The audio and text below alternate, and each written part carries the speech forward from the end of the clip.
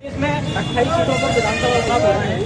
15 पहले कांग्रेस का कार्यकाल था, कांग्रेस की सरकार चली, लेकिन कुछ नाराजगी से व्यक्त होते हुए कांग्रेसियों ने सिंधिया समर्थक जितने भी विधायक थे, सिंधिया जी ने कांग्रेस से इस्तीफा दे दिया और बीजेपी में शामिल हो गए। इसी कार्यक्रम में आज खास समाचार का काफिला बढ़कर चल चुका है पौरी विधानसभा में। अभी हम खड़े हुए बेराड़ में क्या प्रमुख मांगे हैं जनता के साथ बीजेपी के भी हमारे साथ जनप्रतिनिधि मौजूद हैं, कांग्रेस के भी जनप्रतिनिधि हमारे साथ मौजूद हैं, आम जनता भी हमारे साथ मौजूद है।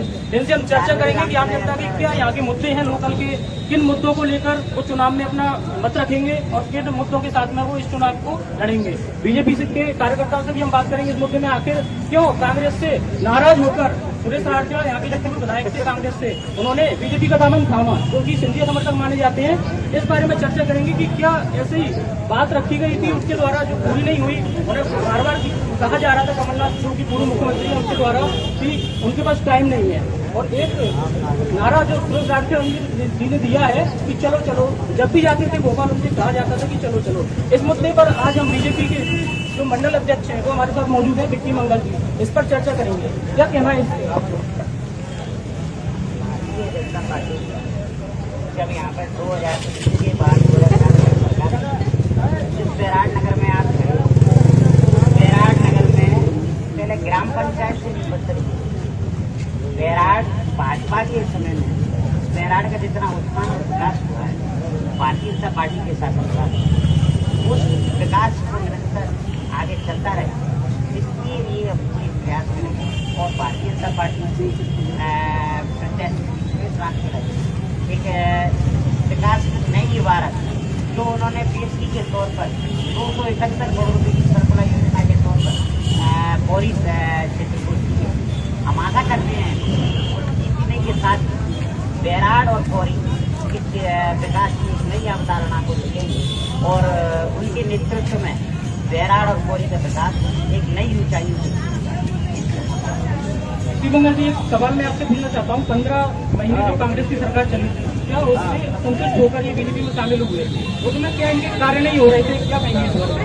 छल और कपट कांग्रेस छल युवाओं के साथ बेचारी कन्याएं क्या बने जा रहे के नाम पर, किसानों के साथ मुलाकातों के नाम पर। तो जब उन्हें मालूम पड़ गया था अगर अपने सब 5 साल तक और जनता के बीच जाएंगे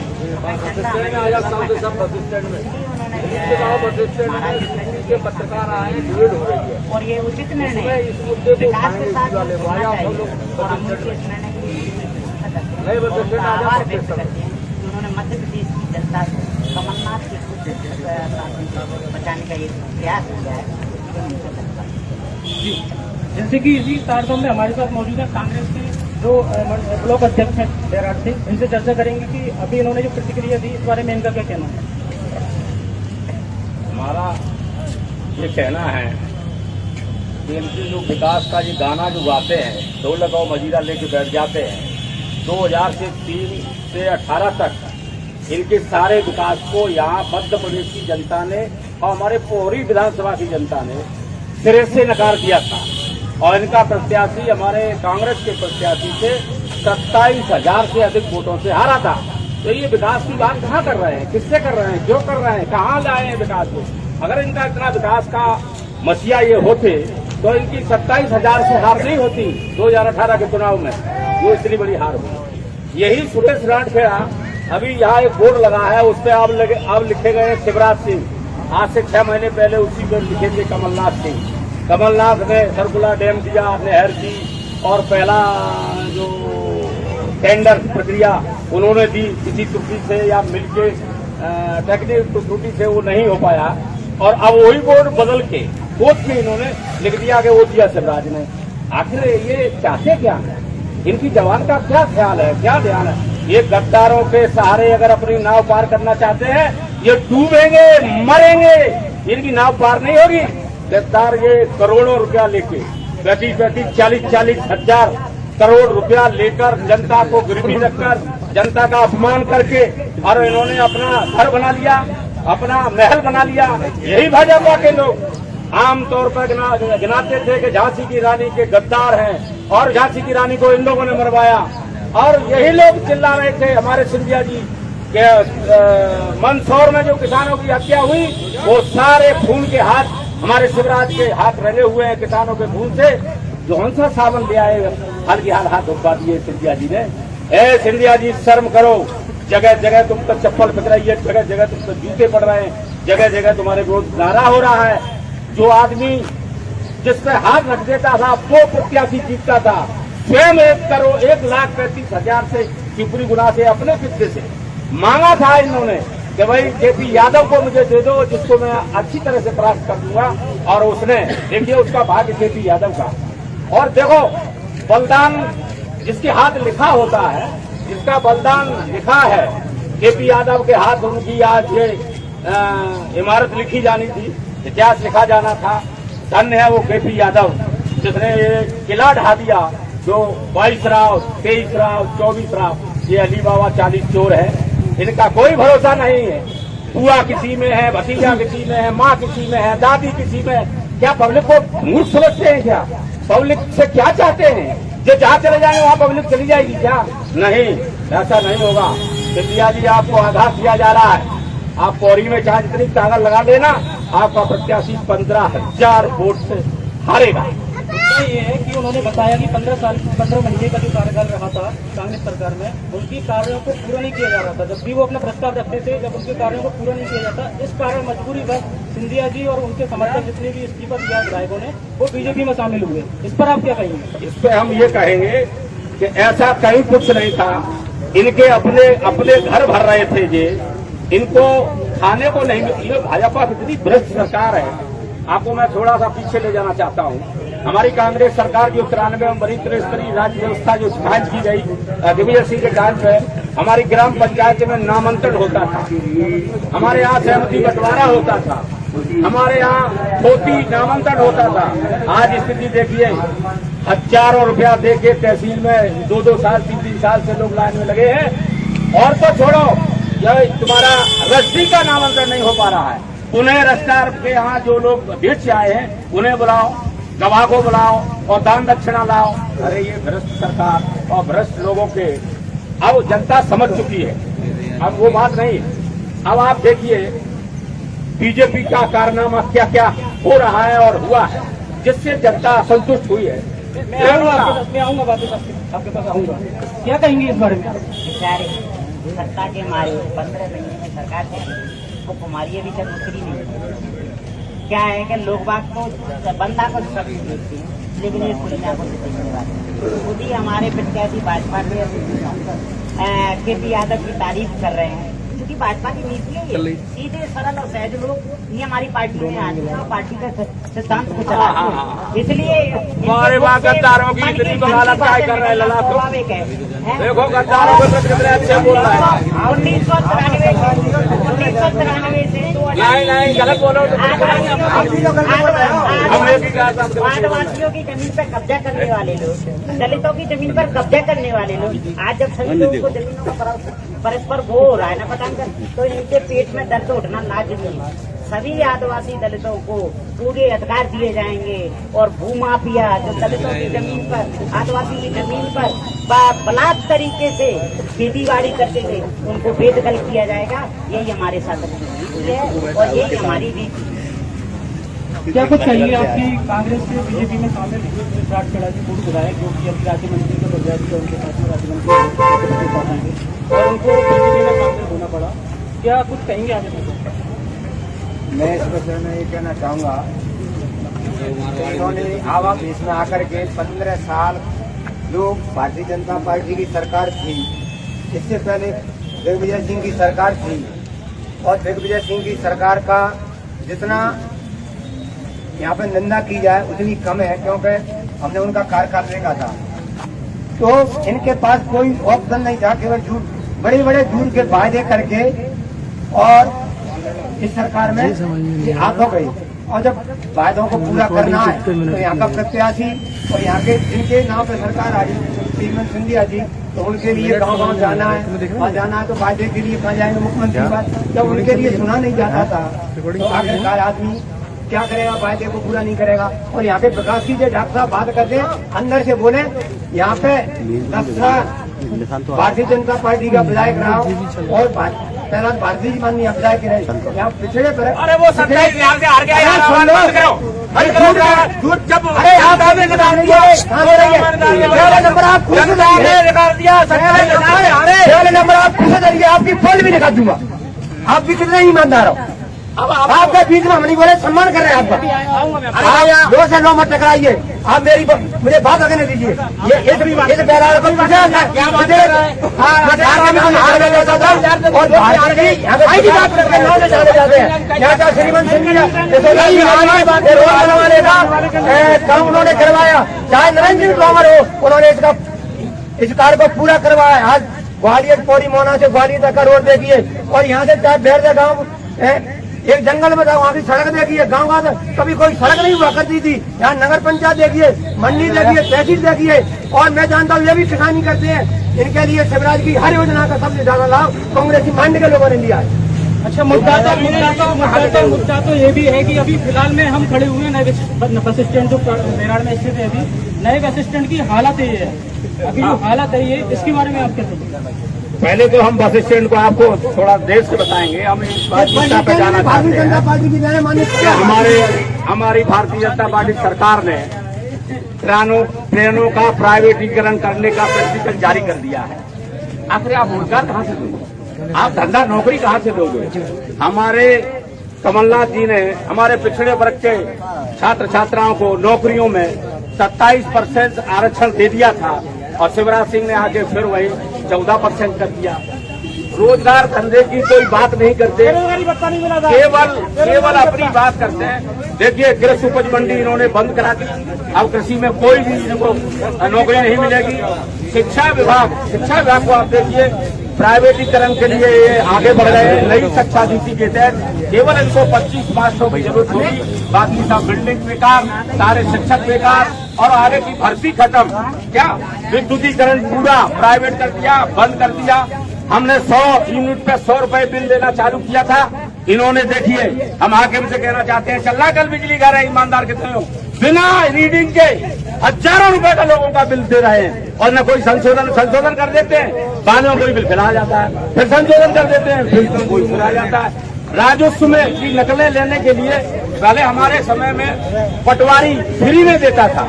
अब आप देखिए, प्राइवेटीकरण कर दिया। एक नकल के 30 रुपए लगते हैं और 3 दिन आपको चक्कर काटना पड़ता है। नामांकन के लिए आपको फाइल दायर करनी पड़ती है। रुक जा 30 रुपए में तो मिलेगा। रुक जा, नामांकन के लिए 6 चक्कर काटने पड़ते हैं। अगर रजिस्ट्री का भी नामांकन है तो उसके लिए फिर से विक्रेता बुलाओ, फिर से गवाह बुलाओ और सुविधा शुल्क लाओ और 20 तारीखें लगेंगी तब उस पर नामांकन होगा। क्या मोदी नामांकन में वही स्थिति बना रखी है इन लोगों ने। और देखिए, सबसे मुद्दे की बात, गाय के लिए हमारी भाजपा रमाती है, जैसे उसका बच्चा रमाता ना, उससे ऐसे पूरी भाजपा रमाती है। मध्य प्रदेश में एक गौशाला नहीं बनाई हमारी सरकार ने, कमलनाथ की सरकार ने हजारों गौशाला बना दी और इन्होंने आते ही उनका काम रुकवा दिया। और देखिए, आप और रिकॉर्ड बताएंगे कि हमारे यहाँ कमलनाथ जी ने एक गाय का एक दिन का खुराक 20 रुपए रखी, आपने उसको घटा के 1 रुपया 20 पैसे कर दिए। क्या गाय 1 रुपया 20 रुपए में जीत सकती है? क्या कर सकती है? मैं किसानों को दोनों के बारे में बताऊंगा। ये बात करते हैं ईमानदारी की और जवान की। जवान तो इनके राष्ट्रीय अध्यक्ष की नहीं है। मध्य प्रदेश में 10 दिन की कर्ज माफी की बात हुई थी, आज 18 दिन हो चुके हैं। तो बात इधर करते सिंधिया जी इधर आए थे, किसान का किसानों कर्ज माफी नहीं भी तो होना था। किसान को बीमा मुख्यमंत्री जी का 60 रुपए, किसी दिन 70 रुपए, किसी दिन 200 रुपए, 200 रुपए की प्रीमियम कटता है। बात करो रहे 10 दिन की कर्ज माफी की बात क्या कहेंगे आप? कर्ज माफी वाला कर्ज माफी में खजाना ये खाली करके गए, लुटा के गए। हमने 1 लाख तक के 2 किस्तों में सारे किसानों के कर्ज माफ कर दिए। बाकी 1 लाख से 2 लाख के बीच के थे, वो प्रक्रिया हमारी चल रही थी। तब तक 40 चोर और ये अली बाबा 40 चोर कूद पड़े और सौदा करके हमारी सरकार को छिन्न भिन्न कर दिया। इसी मुद्दे पर सिंधिया जी ने कोलारस में ये बात कही थी कि अगर किसानों का कर्जा माफ नहीं होगा तो हम सड़क पर उतर जाएंगे। शिक्षक स्थायी, शायद अतिथि शिक्षक अगर स्थायी नहीं किए गए तो हम सड़कों पर उतर जाएंगे। क्या उनसे हम पूछना चाहते हैं आप लोगों के माध्यम से, क्या वो किसान का कर्जा माफ करने जा रहे हैं? क्या वो अतिथि शिक्षक को नियमित करने जा रहे हैं? केवल घोषणा वोट के लिए करते हैं। एक मुद्दा ये है कि अभी हाल ही में जो कांग्रेस सरकार से बीजेपी की सरकार में सिंधिया जी और सिंधिया जी के समर्थक शामिल हुए हैं, जिन्होंने इस्तीफा देकर बीजेपी की सरकार कांग्रेस में पूरा पलट रखी है। जो बात इनको बोली गई थी कि आप सड़क पर उतर जाइए, उन्होंने जैसे बताया उन्होंने कांग्रेस सरकार को ही सड़क पर उतार दिया है। इस मुद्दे में क्या कुछ कहेंगे आप?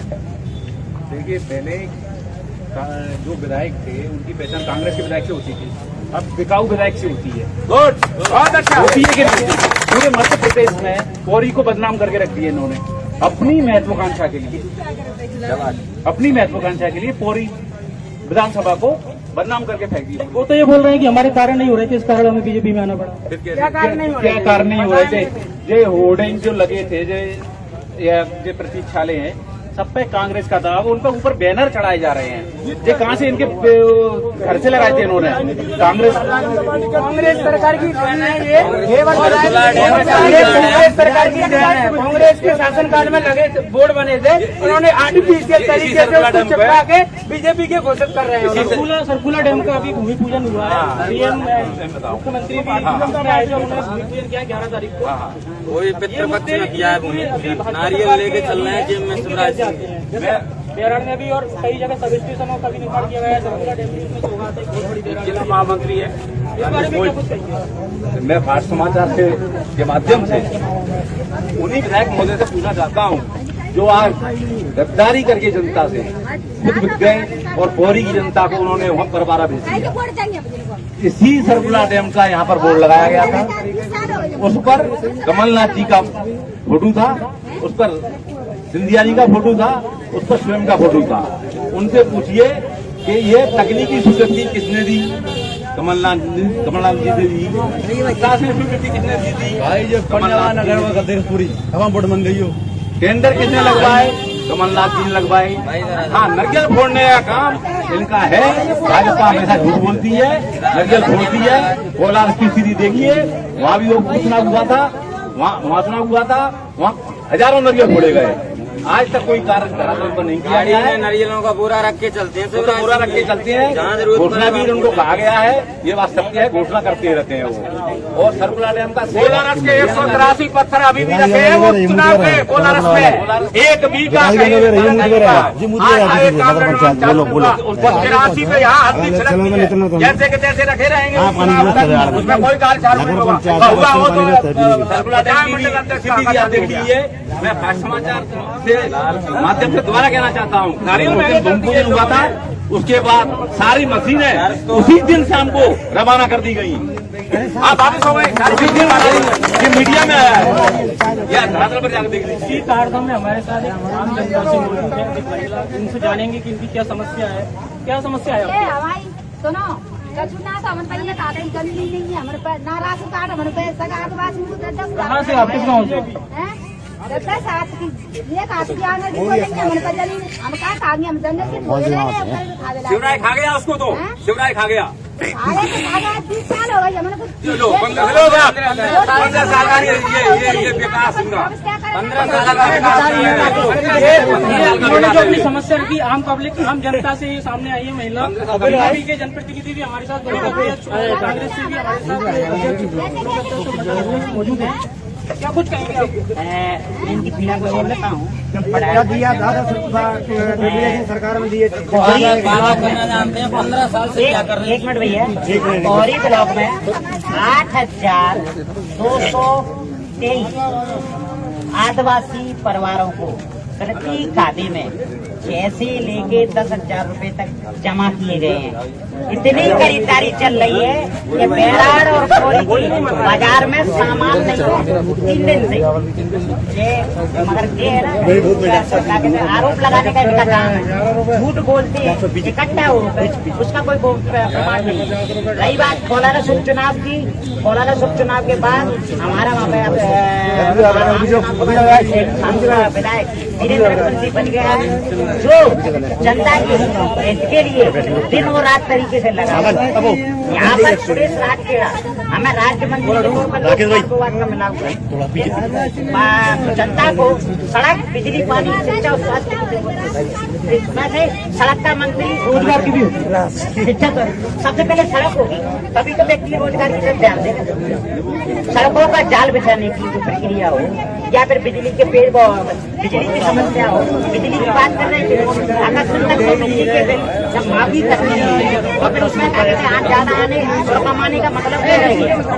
लेकिन बोलना और सत्ता जाने की भीख मिटाने के लिए जनता में सत्यवाद दिखा रहे हैं। पिछली बार इनका 2 लाख का ऊपर चल गया था, अब की बार नहीं चलेगा और अब की बार जनता इनके क्रम में नहीं आएगी। एक मुद्दा इन्होंने उठाया है कि बिकाऊ विधायक जो बीजेपी में शामिल होकर जिन्होंने कांग्रेस सरकार को पलट दिया है, बीजेपी सरकार अभी मध्य प्रदेश में है और आगे चुनाव के बाद देखते हैं क्या करनी होती है। बिकाऊ विधायक नाम दिया इन्होंने कि बिकाऊ मतलब कि विधायक जो भी थे कि उन्होंने पैसे लेकर या बिकाऊ, क्या कुछ कहेंगे आप? श्रीमंत महाराज साहब ने जो निर्णय लिया था वो जब उनकी बात जब यहाँ आए थे तो सिंधिया जी नहीं बोला था कि 2 लाख का कर्जा माफ कराऊंगा। यहाँ कमलनाथ जी तो नहीं आए थे। जब सिंधिया जी इस बात को बोल सकते हैं तो उनका कर्तव्य है कि वो 2 लाख का कर्जा माफ करा देते हैं। लेकिन उन्होंने जब उन्होंने अभी भी 2 लाख का कर्जा भी जब माफ नहीं हुआ है तो हमें समाचार के माध्यम से उनसे भी ये बात कहना चाहेंगे कि हमारे क्षेत्र की जनता परेशान है और अभी भी यहाँ के जो पीछे पट्टा दिखाया जाता है जिसमें करीब 100, 150, 200 घर होंगे, अभी उनको भी तोड़ने की बात चल रही है। तो मैं चाहे तो भारतीय जनता पार्टी हो चाहे कांग्रेस हो, मैं एक जनसेवक मैं पार्टी का समझते हैं हम उसको करेंगे जो कार्य करेगा, जो क्षेत्र में काम करेगा उसको हम करना चाहेंगे। अभी चाहे कांग्रेस सरकार हो, कांग्रेस में मैं भी था पहले, मैंने कांग्रेस छोड़ दी थी राम मंदिर बनने के बाद। राम मंदिर का जो मुद्दा आया था उसके बाद मैंने कांग्रेस छोड़ी क्योंकि मेरी शपथ थी। और आप इस बस स्टैंड का एक फुटेज लेके दिखाएं, विकास की गंगा कह रही है, चाहे कमलनाथ जी की सरकार हो चाहे श्रीमंत सिंधिया जी की सरकार हो, विकास की गंगा कह रही है। देखिए कितना गंदगी है यहाँ पे, तो दिख रही है ना सबको कितनी गंदगी है यहाँ पर। इसका आवेदन मैंने हमारे आदरणीय खड़े हुए हैं उन्होंने और करीब 10 आदमियों ने जाकर के 6 बार इस नगर पंचायत में दिया है, लेकिन अभी तक इसकी कोई सुनवाई नहीं हो रही है। कोई नालियां बरसात के समय में नालियां घुटने तक भर जाती हैं। जब बोला जाता है तो बोलते हैं कि नहीं यार वो नहीं हो पाएगा और तुम कितना क्या करोगे कर लेना। ये सब यहाँ से नगर पंचायत से ये बात बोली जाती है, कहाँ तक कोई सहन करेगा। तो क्षेत्र के लिए बोल रहा हूँ मैं। आदरणीय ब्लॉक अध्यक्ष जी, ये दल बदलने की बात नहीं चल रही, ये बात चल रही है क्षेत्र के विकास की। जो आप बोल रहे हो कमलनाथ जी ने कौन सा विकास करा दिया यहाँ पर, इस बात को आप बताएं। 15 साल में भाजपा ने कौन सा करा दिया?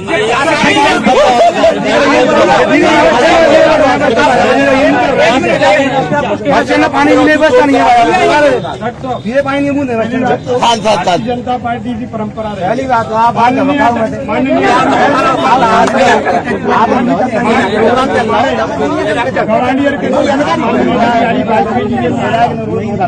सबको मालूम है एक वोट से बिहारी वाजपेयी जी ने अपनी हार स्वीकार की थी, लेकिन खरीदने की राजनीति को उन्होंने स्वीकार नहीं किया था। उस टाइम पे भी लेकिन भारतीय जनता पार्टी की परंपरा रही है। अटल जी की आदत है, ये श्यामा प्रसाद मुखर्जी पंडित दीनदयाल उपाध्याय पार्टी है। यहाँ पर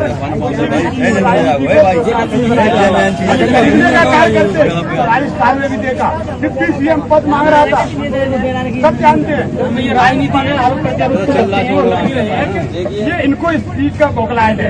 लोग कल भी इस तरह की बात कर रहे थे ज्योतिरादित्य सिंधिया की, जो चुनाव हारे थे वो कांग्रेस के प्रत्याशी चुनाव हारे थे, भारतीय जनता पार्टी के प्रत्याशी चुनाव नहीं हारे थे। अभी महाराज ज्योतिरादित्य सिंधिया पर आरोप लगा रहे थे तो इनकी भारतीय जनता पार्टी चुनाव जीती है, वहाँ हमारी पार्टी चुनाव जीती है। अब जिस चुनाव लगा के लड़ते हैं हमारे साथ, हमारे ज्योतिरादित्य सिंधिया महाराज साहब के साथ चुनाव लड़ेंगे, इनको पता चल जाएगा।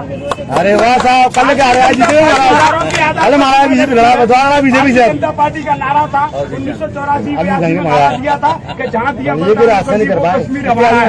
आज हमारा कश्मीर हुआ कि नहीं हुआ, जनता पूछना चाहता हूँ, भारतीय जनता पार्टी के 1992 का नारा था कि रामलला हम आएंगे और मंदिर वही बनाएंगे। तो आज बताइए क्या रामलला का शिलान्यास हो रहा है, रामरथ आ रहा है, तो भारतीय जनता पार्टी नारों पर शुरुआत कर दिया।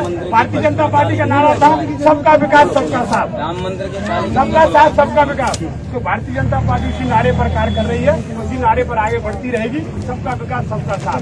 एक मुद्दे पर मैं ब्लॉक अध्यक्ष कांग्रेस से इनसे चर्चा करना चाहूंगा, क्योंकि भाजपा का लगभग प्रत्याशी तय है।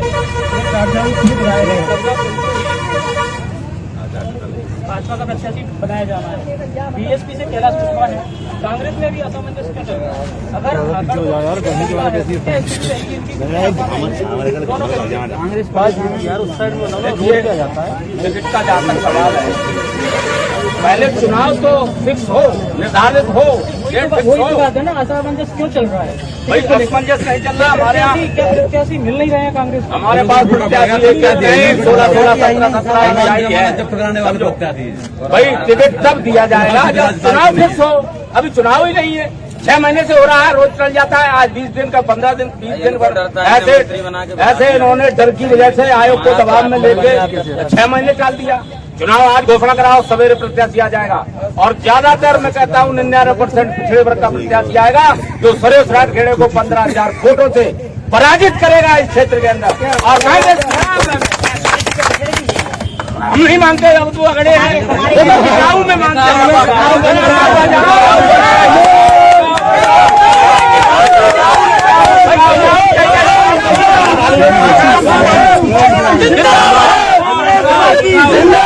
कांग्रेस पार्टी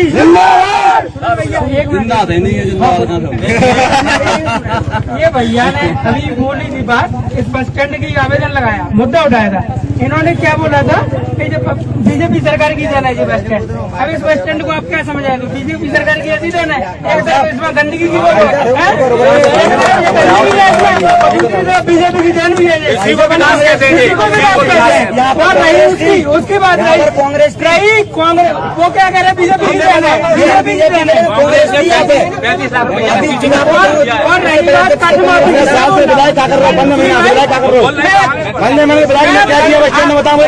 कर्जमाफी की बात कर रहे हो, कर्जमाफी की आपको दोने का है, मेरी बात सुनो, झूठा है ये शिवराज तुम्हारा झूठा है, बताओ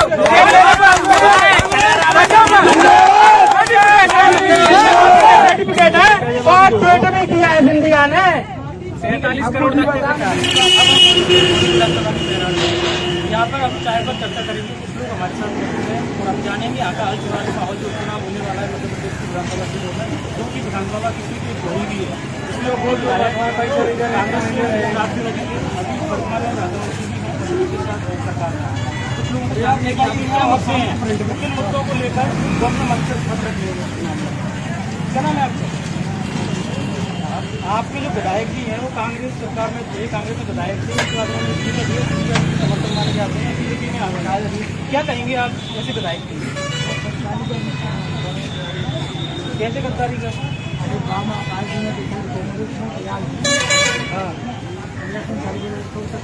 दल बदल तो उन्होंने इसलिए किया है कि उनकी समस्याओं का समाधान नहीं हो रहा था, उनका ये कहना है। आपके हिसाब से गलत किया है? अच्छा रुपये ले लिए, क्या कुछ कहेंगे आप?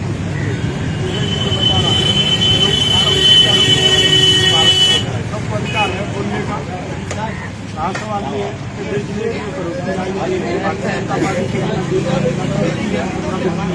भारतीय जनता पार्टी स्वाभिमान की पार्टी है, स्वाभिमान की समझौता नहीं करती है। जैसे अटल बिहारी वाजपेयी जी एक वोट से हाथ स्वीकार की, लेकिन गरीब लोग की राजनीति में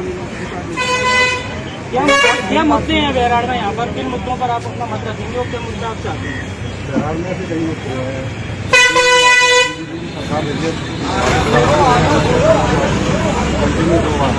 बिहार एक ऐसा क्षेत्र है जहाँ पे हम युवा जो है हर कहीं क्रिकेट खेलने जाए तो एक ग्राउंड तक भी नहीं है क्रिकेट के लिए, ऐसा कोई ग्राउंड नहीं है। आर्मी के बच्चे यहाँ पर तैयारी करते हैं तो उसके लिए कोई ग्राउंड नहीं है। बीजेपी बोलती है विकास किया, क्या विकास किया है? आप सड़क पर देख सकते हो, ये विकास है? देखने का गंदगी है यहाँ पे इस बार हम ना कोई कांग्रेस का प्रत्याशी सुनते हुए ना बीजेपी का प्रत्याशी चुन लिए। इस बार हम निर्दलीय एक पारंपरिक रावत जी जो हमारे बीच आ रहे हैं, हम उनका सपोर्ट करेंगे, समर्थन करेंगे और जनता भी उनसे पूर्ण समर्थन दे रही है। और अच्छी बात है, अगर उन्हें टिकट मिलता है कांग्रेस से तो निश्चित तौर पर कांग्रेस की सीट यहाँ से निकलना पड़ती है। पूर्व विधायक जो कि सुरेश भारती कांग्रेस की बीजेपी में शामिल हुए हैं, तो वो क्या आपके विधायक नहीं थे इस क्षेत्र के लिए? इस क्षेत्र के लिए वो अगर सोचते हैं, वो तो उनका कहना है कि हम तो आएंगे डायरेक्ट सिंधिया जी आएंगे, सुधा जी आएंगे, 60,000 वोट हैं वो दिलाएंगे, हम जीते आएंगे। ऐसा कुछ नहीं है। आप जनता के बीच जाइए, जनता के बीच पता चलेगा कि क्या स्थिति है उनकी। उनने तो अपना दल बदल लिया, कांग्रेस से बीजेपी में आगे क्या हो गया, अपना फायदा देगा, उन्हें दिख गया। अब वो बोलते हैं कि हमारे कोई काम नहीं हो रहे थे। ऐसा कुछ नहीं है, काम नहीं हो रहे थे, काम तो होते हैं। कांग्रेस में भी किए थे उनने, कई बार हुआ है। कंटिन्यू अपन मान सकते हैं उनकी 15 महीने कहते हैं कि 15 महीने सरकार रही है, तो उन्होंने भी कई कर्ज माफी के जो थे तो उनने भी प्रमाण पत्र बांटे थे, तो क्यों नहीं हुए? कांग्रेस में काम हुए हैं। उनने अपने स्वार्थ के लिए पार्टी चेंज की है, तो उसका उन्हें जनता के विरोध देखना पड़ेगा। क्या कुछ कहेंगे आप पूर्व विधायक जो बीजेपी में शामिल हुए, किन मुद्दों पर यहाँ पर विकास होगा, क्या विकास हुआ या नहीं हुआ, जैसे होगा काफी बीजेपी के जमाने में 10 साल पहले तब भी काफी विकास हुआ। और आज उत्तर प्रदेश में जो बीजेपी सरकार आई है, काफी समय पहले ही बीजेपी अच्छा काम कर रही है। कई चीजें ऐसी तो मतलब बीजेपी से ही जैसे प्रदेश पार्टी बन जाएगा, यहाँ पूरे क्षेत्र में क्या होगा, विकास तो होना नहीं। क्या पार्टी अच्छा काम करेगी? क्या कुछ कहेंगे? बड़े गौर से सुन रहे हैं। भारतीय जनता पार्टी जब हमारा सबसे बड़ी अच्छी बात तो ये जो परिवर्तन हुआ है, परिवर्तन क्यों हुआ? ऐसा क्यों नहीं? परिवर्तन इसलिए हुआ कि जब एक परिवार में कोई दो बेटा दुखी रहती है तो ये अवश्य कि उसे अलग होना पड़ेगा। वो अलग होकर के वो अपनी अलग भूमिका बनाएगा।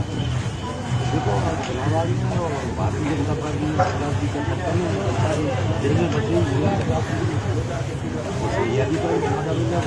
और भारतीय जनता पार्टी ने पिछले 15 वर्षों में कितना विकास किया, मतलब परचम लहराएगा, परचम भी लहराएगा। बड़ी जबरदस्त जीत तो होगी हमारी। बीजेपी सबसे बढ़िया विवाद सब समझदार ये पार्टी काम कर रही, सब लोग देख रहे हैं। पार्टी को बहुत जबरदस्त किया है, ज़्यादा कुछ कहना चाहेंगे?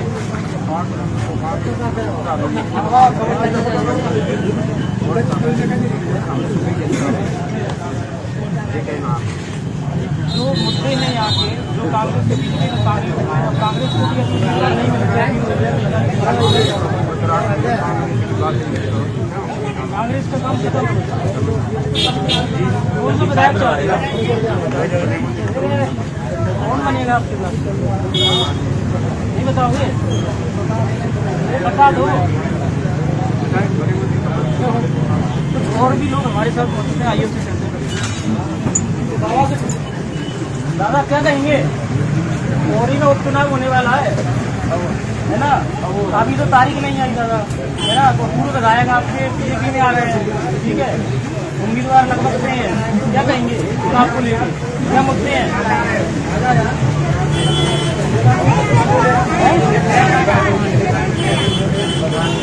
बताओगे हैं क्या कहेंगे? आपको लेके हम जैसे कि हमारे आदरणीय मंगल जी उन्होंने बताया कि विकास हुआ है, तो विकास के दौर में बताएंगे क्या हुआ है। विकास के दौर पर यहाँ पे देखा जाए, आप सुनिए 2 मिनट अगर आप सुन सकें तो। अरे कुछ सुना बिल्कुल यहाँ पे बोला गया था कॉलेज बनेगा, प्रस्तावित होगा कॉलेज।